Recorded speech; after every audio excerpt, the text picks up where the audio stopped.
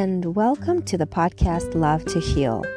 I'm Yulia, your guide on this journey of self-discovery, healing, and spiritual growth. Hi everyone, I am ecstatic to share with you episode 4 of Love to Heal. In this episode, I finally address the root causes of diseases, or as Lois Hay, the motivational speaker and author, used to write, dis-ease. Dis-ease. Think about it. When you're ill, you're not at ease. This is true on the physical level, but let's dig a little deeper. If you're ill, you're most likely also not at ease mentally or emotionally. Dis-ease is the way our body experiences pain, which is caused by emotions that are held within the body. Ignoring these feelings and sensations for long periods of time causes chronic pain and may cause untreatable conditions. It is when we fail to acknowledge and release negative emotions that disease occurs and lingers.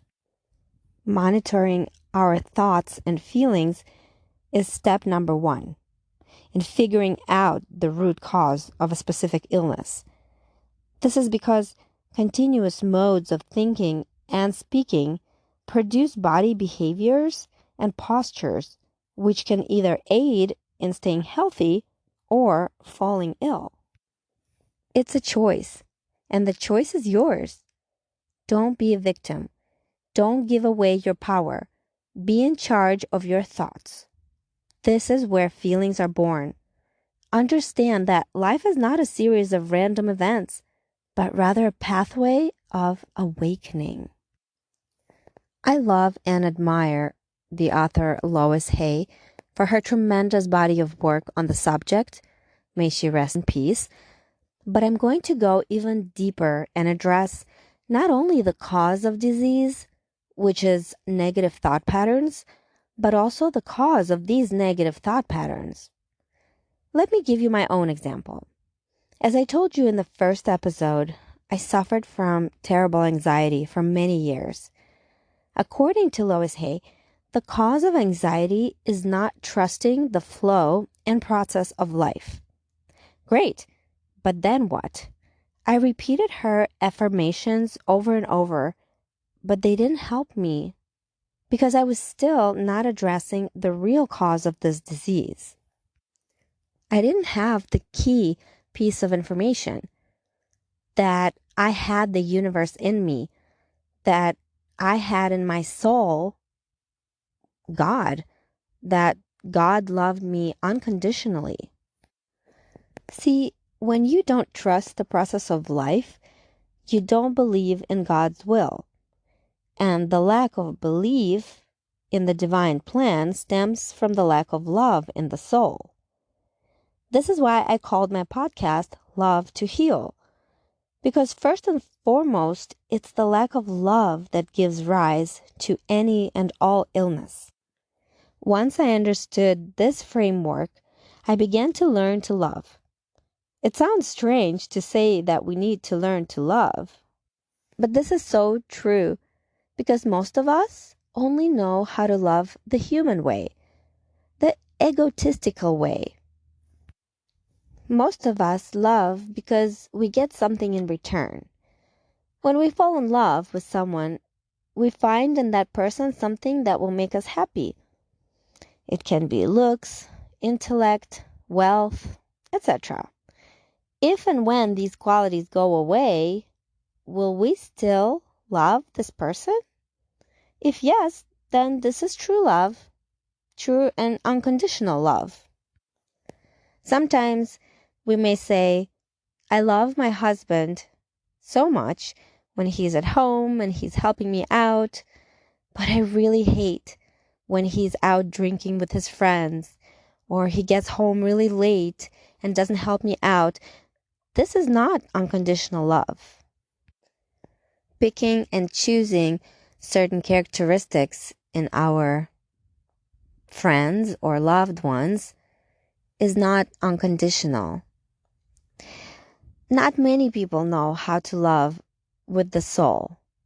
Not everyone has experienced unconditional love, which is the divine kind of love. The closest people typically get to unconditional love is when they become a parent. No matter what our child does or says, we will always love them. Now, if we could learn to experience this kind of love with everyone, with everything and everywhere, we would know what disease is.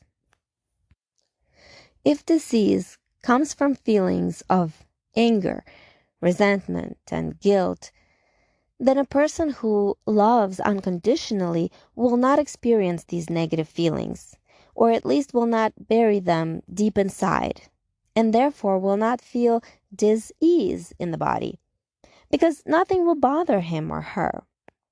As I mentioned in episode number 3, Duality of Life, we must learn to live dialectically, to know when to disconnect from human logic and stop relying on and being driven by emotions. Emotions are a primitive, egotistical way to deal with whatever life throws at us. Once again, I must mention the ego at play here, because anytime we feel emotional pain, such as anger, grief, hopelessness, this is the ego talking. It's saying, I want to call the shots. I don't agree with what's going on. I want to be in control. Consciously identifying when our ego is getting hurt will aid in turning off human logic and turning on divine logic, which will help us disconnect from the harmful emotions and thought patterns. And every time we're able to disconnect from our emotions in difficult situations, we will not only be preserving physical health, but also passing, so to speak, these life tests thrown at us. Passing these spiritual tests is what spiritual growth and awakening is about. It's the progression of our soul that becomes wiser and wiser with every lesson learned and with every life lived. And don't get me wrong, I'm not saying we should start to live without emotions. It wouldn't be normal for us ordinary people to live without emotions. It wouldn't be right. We want to experience this life in all of its colors, so to speak. We want to experience the most beautiful emotions, happiness and love. And as we know from Duality of Life, from the previous episode, we wouldn't be able to distinguish the happy moments from the sad moments if sad moments didn't exist, right? So what I'm trying to say is that we should learn not to let the emotions take control of us. Specifically, I'm referring to the negative emotions, such as anger, sadness, guilt, blame. These are the emotions we want to keep an eye on. These emotions are the ones that we don't want to bury deep inside of us, the ones that will eat away at us in a form of a disease. And when it comes to disease, our body is amazing because it's designed to signal to us when something is wrong with the soul. Listening to these signals in the form of pains, hurts, and illnesses can lead us to a fulfilling life through unity with the universe and love for others. I'll give you another personal example. About a year ago, I started noticing that my feet were getting hurt very frequently. I would stub my toe often, and in dance class, I'm also a dance teacher, my students would step on my feet a lot. Then I started getting sharp pains in my right big toe, and it would hurt to flex it or wear high heels. Then my toenails got infected with a fungus. Then painful calluses developed on the balls of my feet. Obviously, all these were signals from my body that something is not right spiritually. My feet were practically screaming, "Help!" At first, I couldn't figure out what my feet were alluding to. According to Lois Hay, foot problems signify fear of the future and of not stepping forward in life. But I just wasn't sure what I was afraid of. After doing some soul searching and consulting with my spiritual teacher and guide, I came to the conclusion that I hadn't been walking on the right path at this stage in my life. From the very first session with my teacher, she had told me that it would be my duty in this life to share my acquired knowledge on spirituality with others, to help people learn to love, to find love, to use love to heal. But after years of working with her and working on myself, I hadn't a clue of how I would do this. And then one day, I was in the shower and a thought came to me out of nowhere. It just popped up in my head. I thought to myself, I needed to start a podcast. I didn't know the first thing about podcasting, but life had already been preparing me for this step without my knowing it. Some time ago, Spotify had recommended to me a podcast on the topic of self-love and self-exploration. It was in Spanish, and I enjoyed listening to it on my way to and from work. What I heard was not new to me, but I figured it's always good to reinforce learned material and learn all this terminology on the topic in Spanish. Never did I think that this podcast would become the inspiration and model for my own podcast.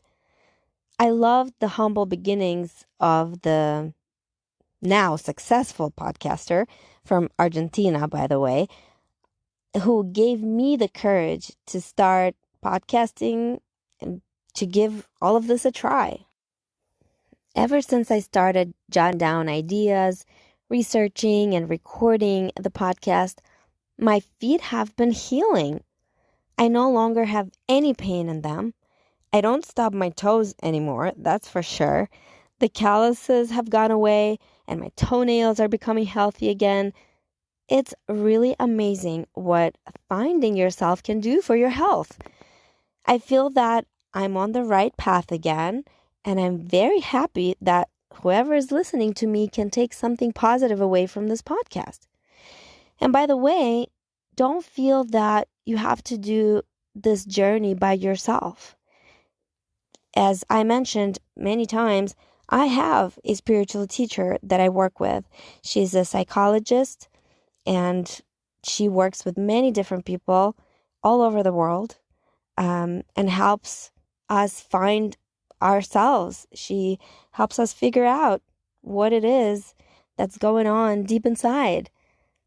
So please, if you feel that you're stuck at some point and can't figure out the reason for a certain illness or a certain misfortune or something that's just not going right in your life, do seek help. I recently had an annual checkup with my doctor, and as he was going through my chart, he mentioned 2 allergies that I had on file from a while back. One of them was an allergy to pollen and the other to adhesives. Then and there, I realized that I hadn't had any allergies to anything in years. I told him to take those notes out of my chart, and that just right there felt so great because I remembered that those allergies had gone away around the time that I started on my spiritual journey. Specifically, when I started to learn to love everything around me. As Lois Hay explains, when you're allergic to something, you should ask yourself, who or what are you allergic to? Often, it's the internal factors, not the environmental, that cause the different reactions, which is our body's way of giving us signals that something inside of us needs healing. I'm sure we've all been in situations where certain people just drive us crazy, or a place makes us uncomfortable, or a time of year even doesn't sit well with us. Repeated resistance to accept and love something may develop into an allergy of sorts. Allergic reactions involve the body's resistance to substances, emotions, and energies. By introducing the idea of unconditional love, we can start to look at things differently. If something or someone irritates us, for instance, it's time to turn off human logic and remind ourselves that we're all one. We're all connected. The people, the animals, nature, we're all connected energetically and spiritually.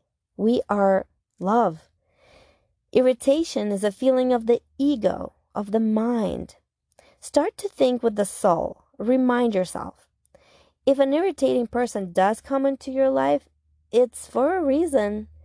It may be to teach you to control your emotions, to learn patience, to learn to love unconditionally. Try to see with eyes of love.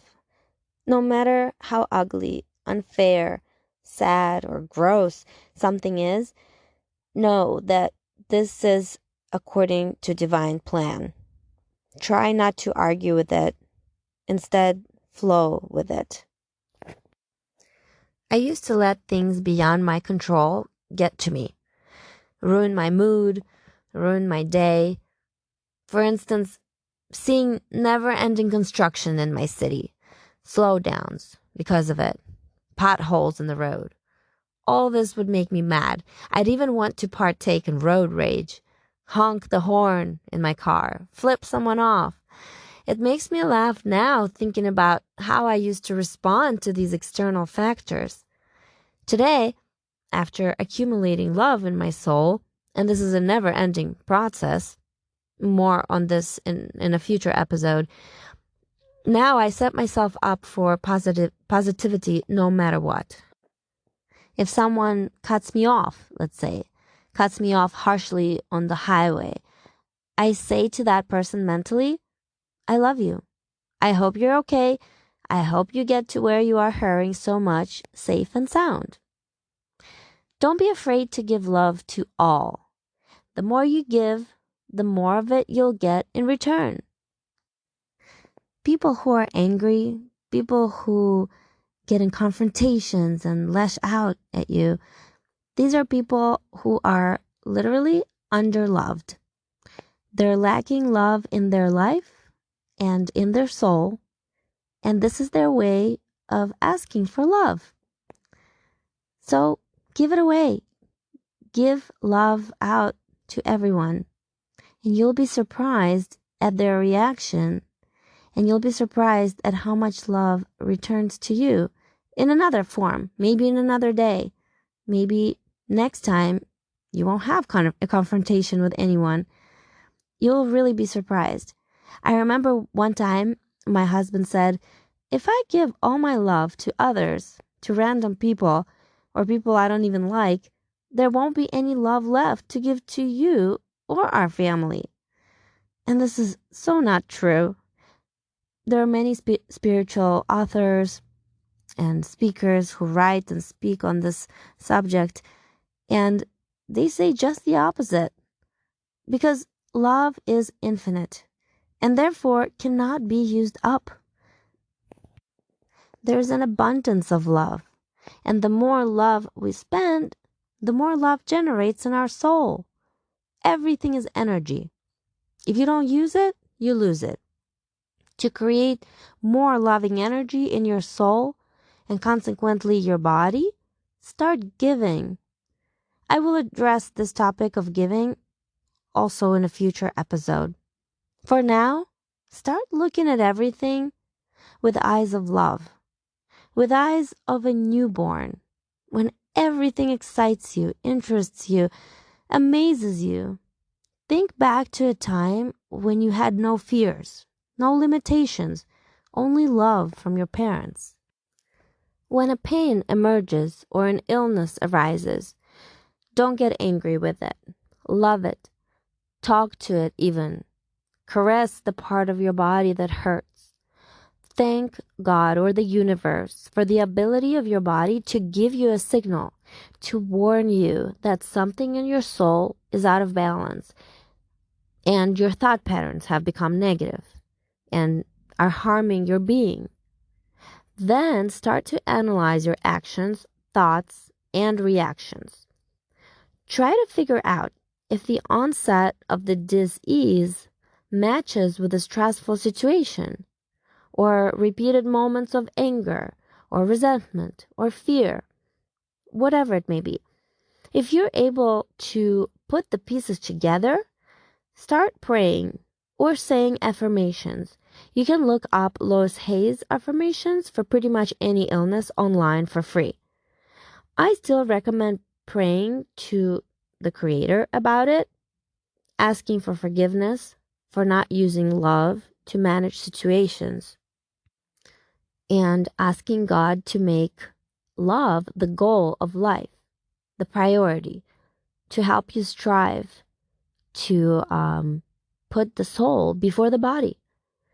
Repeating to yourself also that you accept what's happening to you, that you know it's for the best, for your soul, of course, that it's according to divine plan. All this will stop the aggression and start you on the process to healing. While I like the idea of addressing the universe in thoughts and prayers, it doesn't work for me personally. When I picture a universe, I see it as a huge, dark, cold place, which is not in the least comforting to me. If that works for you, then please use that. But for me, I like to address God in my prayers. For a while, I had a hard time using the word God in my vocab because I was never a fan of religion and I was never religious. So in my mind, this word carried in it an unequivocal religious charge. So it took me some time to warm up to the word God and disconnect it from its religious roots. But I'm glad I did it because now it's easier for me to address God in my prayer and feel the love of our collective parent, as I like to call God. I couldn't do this with the word love, which is just too abstract, and I couldn't do it with the word universe because it's too distant and cold.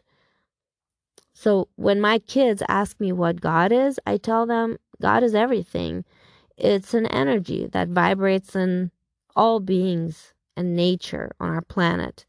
We carry God in our soul and we evolve spiritually in every life until we reach nirvana and the soul joins God and becomes one with eternal peace and perfection.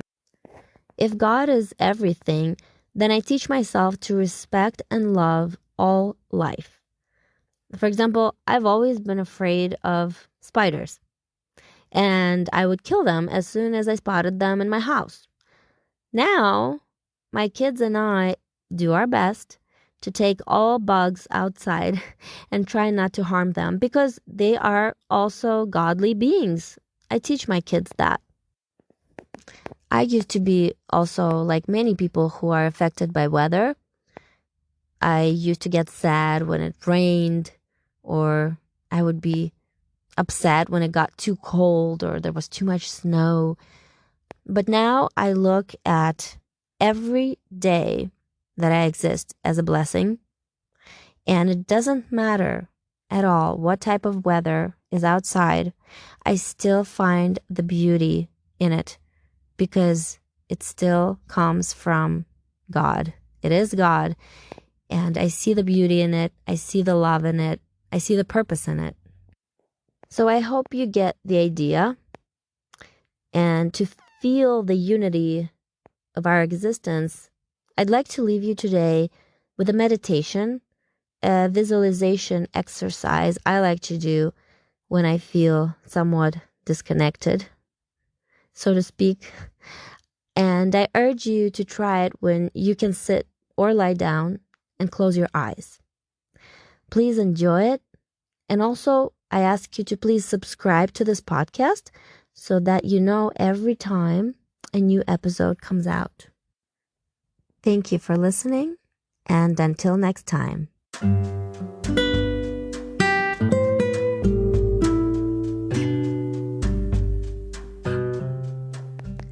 Find a comfortable position, close your eyes, and visualize a tall, tall mountain not far off in the distance.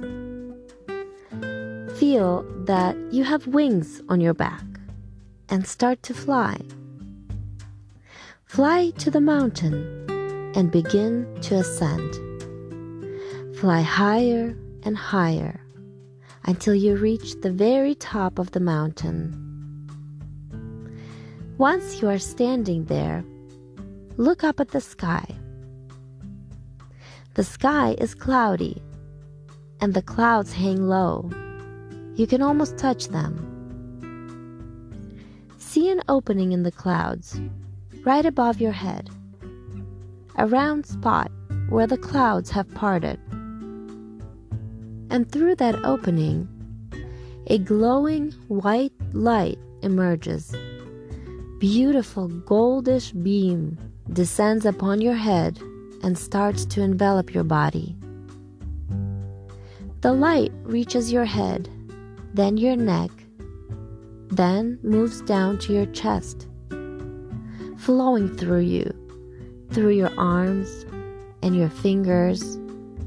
It lowers to your stomach, your hips, your legs, and finally your feet.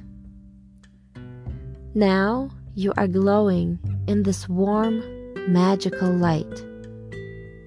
The light emanates from you in all directions. You realize that this is divine light. This light is love. This love heals and nourishes your soul. Feel it. Imagine this light purifying you, protecting you, and healing you. Now, imagine this light spreading all around you, covering your city, your state, your country, your planet, and finally, the whole universe. Drench the world in this divine light, filling it with love and warmth. Feel that you are part of this universe and you share the same divine properties with everything on this planet. You are one with the world and with God. You are love and you are loved. Feel the past behind you and the future in front of you come together and exist in the present. Feel your ancestors' energy to your left and your descendants to your right. Imagine a spiritual connection with everyone and everything. Enjoy this feeling of unity, peace, safety, and love. Take this feeling with you wherever you go. Thank the Creator for giving you this life and get on your way. Feel the wings on your back start to move and begin your descent. Let the golden light stay with you. It is now part of you. Share this abundant light with everyone you meet on your path of life.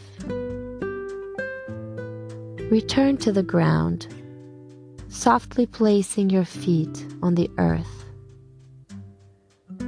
Let the wings on your back dissipate and begin to gently open your eyes. Thank yourself for taking the time to grow spiritually and to open your heart and mind to unconditional love.